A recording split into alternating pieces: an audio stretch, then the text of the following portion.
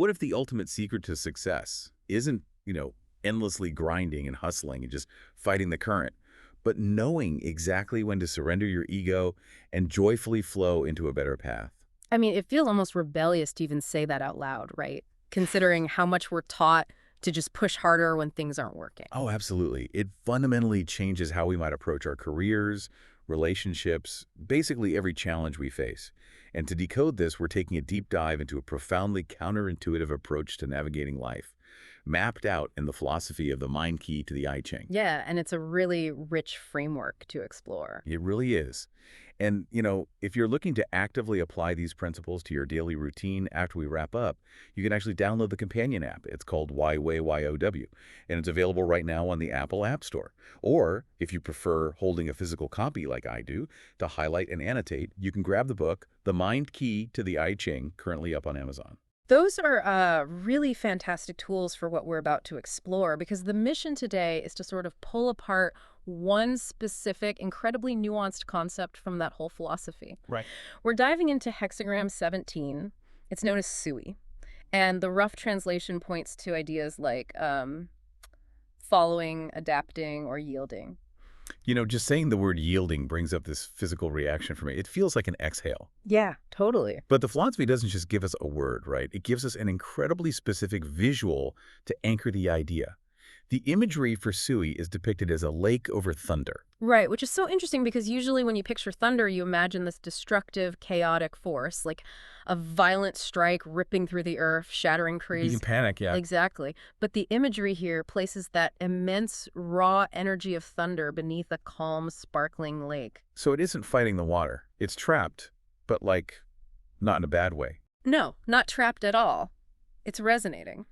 The raw power of the thunder is happily vibrating beneath the surface of the water, creating these beautiful, outward expanding ripples. Oh, wow. It paints a picture of a frictionless two-way street. The immense energy of the thunder actually follows the fluid boundaries of the lake, while the lake gives a graceful, visible form to the thunder's energy. That is such a cool image. I want you, listening right now, to think about what that actually feels like in your own body. It's a very physical sensation. It is. Picture a scenario where you've been carrying this immense localized tension. Like maybe you're trying to force a failing strategy to work at the office, or you're stubbornly digging your heels in to prove a point in an argument with your partner. Your jaw is clenched. Your shoulders are practically glued to your ears. You've all been there. Right. And then suddenly a better, vastly easier solution just presents itself. Yeah. You realize in a split second that you don't have to keep fighting. You don't have to prove yourself. You just let it go. Your shoulders drop. You feel that massive physical wave of relief wash over you. That physical sensation is the essence of Sui. It's the sensation of taking off a 70-pound backpack you didn't even consciously realize you were wearing. Yes. You're suddenly light, but, actually leaning into this state on purpose is incredibly difficult for most people. Well, yeah, we have to acknowledge the elephant in the room here. In modern Western culture, we don't exactly throw parades for people who yield. Not at all. We idolize the fighter. We make movies about the relentless underdog who goes against all odds, who works 100-hour weeks, who punches the brick wall until their hands bleed or the wall breaks. Right, the whole hustle culture thing. Exactly. So the very concept of surrendering or following sounds suspiciously like waving a white flag. It sounds weak. So I'm trying to see how this isn't just, a philosophical justification for quitting when things get hard. That cultural conditioning is so deep, we really do equate struggle with virtue. But Sui is emphatically not about collapsing in defeat or giving up. It's a highly active, incredibly strategic state of mind. To understand the difference between quitting and true following, we have to look at the 3 core mindsets required to pull this off. And importantly, none of them involve failure. I'm all ears. Yeah. How do we follow without failing? So the first mindset is clear-headed leverage. When you yield in this context, you aren't bowing out of the arena. You're recognizing a superior wisdom, a better system, or a more efficient path. Taking the ego out of it. Exactly. You're taking all of that aggressive energy you were wasting on generating friction and fighting reality, and you're brilliantly converting it into forward momentum. That makes me think of the mechanics of surfing. Oh, that's a good analogy. Because if you wade out into the ocean and try to punch an incoming 10-foot wave to prove your dominance, you're going to get crushed. You don't fight the ocean. Right, you'd lose every time. You paddle, you read the water, you position yourself perfectly, and you align your board with the immense natural power of that wave to ride it. You are technically following the wave's direction, but you're absolutely in control of your own ride. You're borrowing millions of gallons of momentum. Borrowed momentum is a great way to phrase it, but your surfing analogy perfectly sets up the second mindset, which is strict filtering. Okay, filtering what? Well, if you're out there in the water, you don't just turn your board around and catch the first random swell that rolls by, right? Following does not mean drifting aimlessly like deadwood in a polluted canal. Oh, I see. True following requires ruthlessly high standards. You have to maintain the cleanliness of the water, so to speak. You only align your energy with things that lead to genuine upward growth. So it's not just blind submission. You have to actively reject the garbage waves. You're waiting for the exact right frequency to align with. Yes, and you must reject the cheap, easy temptations that pull you off course. Which leads to the third mindset. The clean break. Exactly. When you do find that correct wave, when you decide to pivot and follow a new, superior path, you cannot keep looking back over your shoulder at the ghost of your old ideas. Like hedging your bets. Keeping one foot in the old strategy just in case the new one fails. That kind of internal division is just fatal here. If your physical actions are moving on a new trajectory, but your mental energy is still stubbornly clinging to the old way, you create an internal tearing that will ultimately destroy your momentum. Wow. You have to turn around completely. No lingering shadows. I mean, the theory makes perfect sense. We want to be the surfer, riding the massive wave of a better idea, fully committed, leaving our old ego behind. But the gap between understanding that conceptually and actually doing it on a Tuesday morning is huge. Oh, massive. So the philosophy obviously maps out how we bridge that gap, starting with our internal psychology. How do we actually get unstuck and take that first step? The framework treats this as an evolutionary psychological journey. The initial phase is entirely internal. It's about conquering the self. And the very first hurdle you have to clear is breaking the ego. Breaking the ego. It's the act of stepping out of your carefully constructed ideological door and allowing your long-held prejudices to just crumble to the ground. Let's put this into a slice of life scenario, because the ego is sneaky. Imagine you're sitting in a massive corporate conference room. You spent the last 6 months aggressively defending a specific marketing strategy. We've all seen this play out. Right. You've built PowerPoint decks, you've argued with executives, you've basically tied your entire professional worth to this one concept. But deep down, the metrics are failing.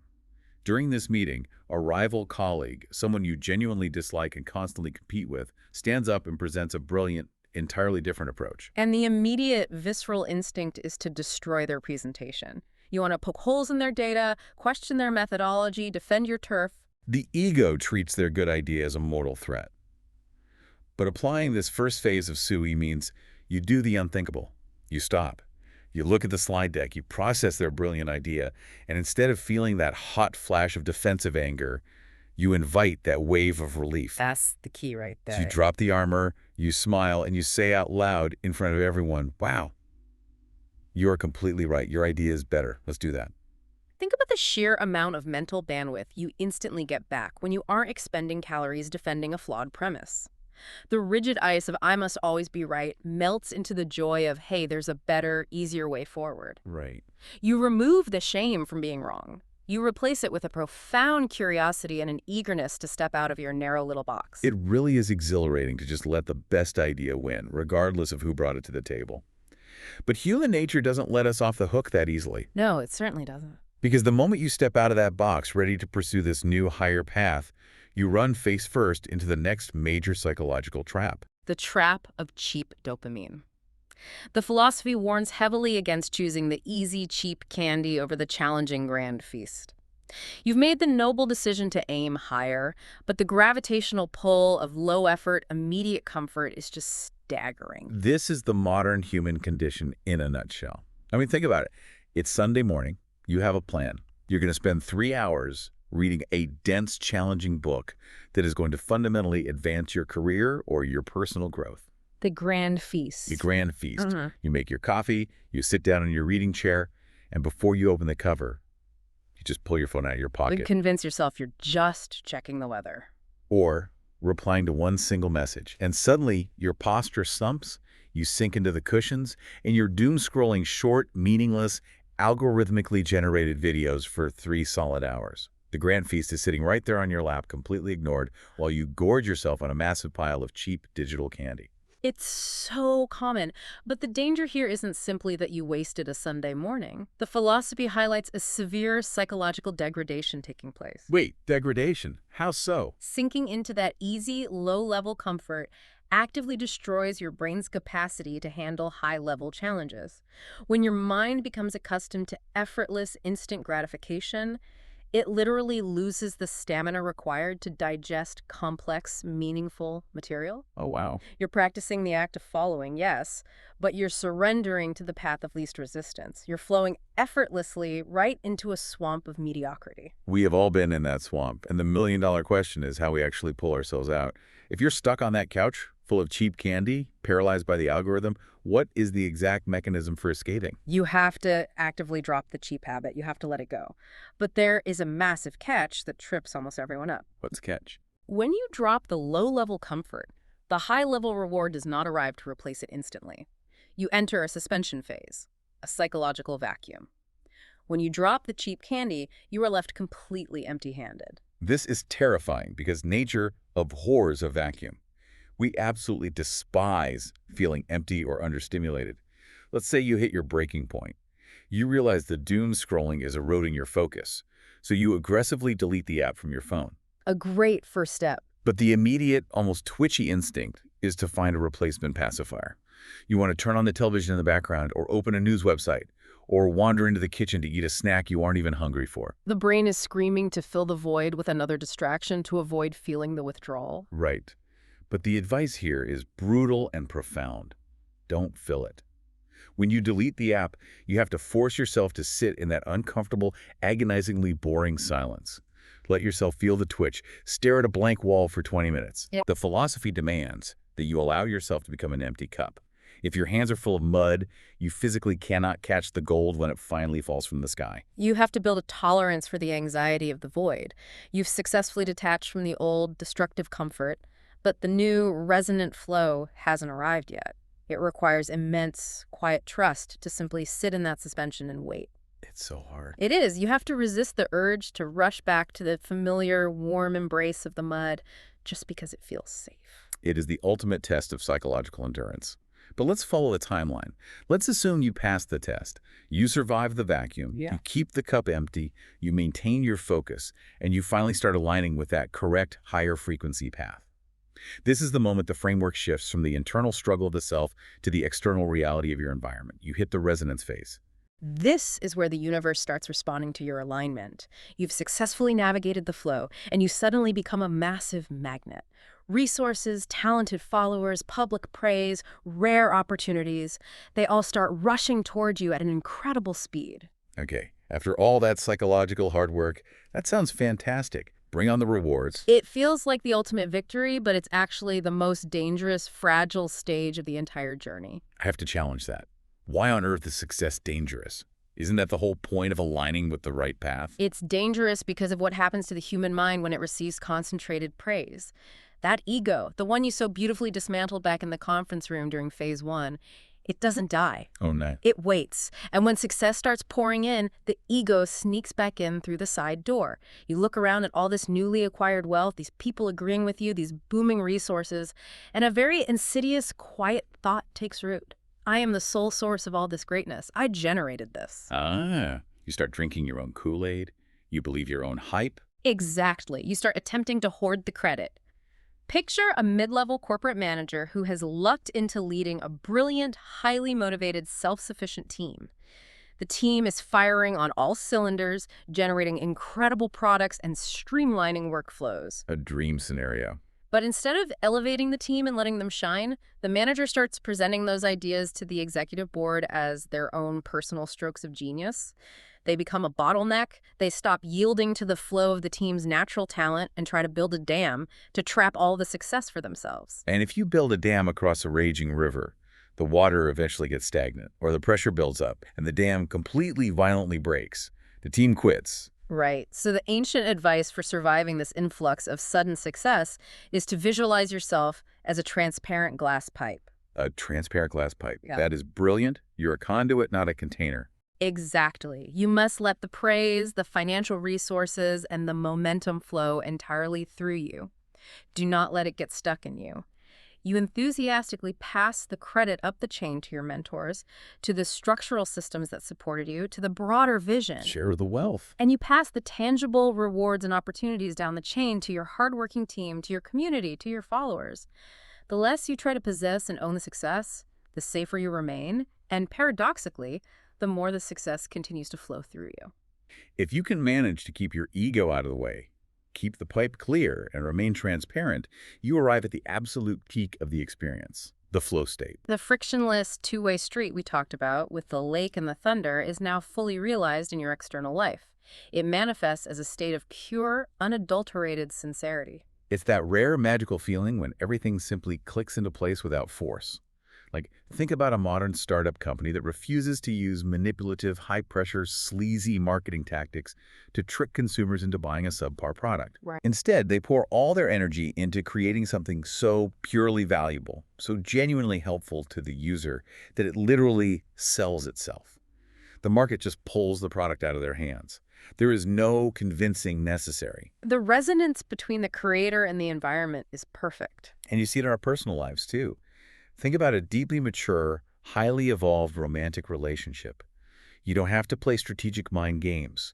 You don't have to walk on eggshells, constantly filtering your words or carefully managing the other person's volatile emotions. That sounds exhausting. It is. But in this flow state, you're just completely, unapologetically, authentically yourself, and the other person receives that exact version of you with total acceptance. There's zero friction. It is just a joyful, continuous, mutual exchange of energy. In this peak state, pure sincerity is the ultimate magnet. You aren't plotting how to force the world to follow your demands. The world is naturally, inevitably drawn to the undeniable truth of your actions. But the philosophy holds one final revelation. There is an ultimate extreme to this journey of following.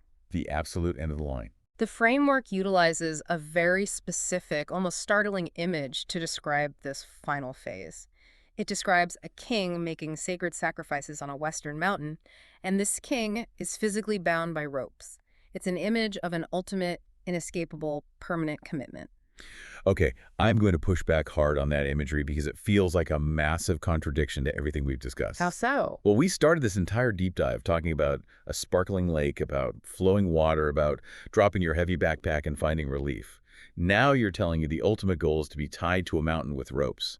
That sounds like a prison. I get that. In our modern world, we value our freedom above almost everything else. We want mobility, we want endless options, we want to keep our calendars open.